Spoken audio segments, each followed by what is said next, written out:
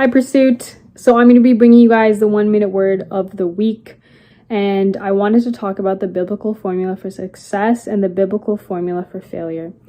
And I'm talking about the tragedy of Solomon today. And I say tragedy because Solomon was the wisest man to have ever lived, yet he had a downfall that got the best of him. And it was that he was lustful. He had 700 wives and 300 concubines. And this is how his life started. It says, Solomon's wisdom was greater than the wisdom of all the people of the East, and greater than all the wisdom of Egypt.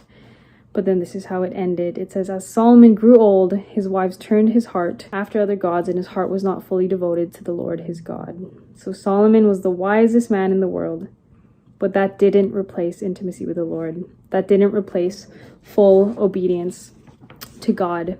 So what is the biblical formula for failure? It's this. It's revel in your strength, but never be cautious about your weakness.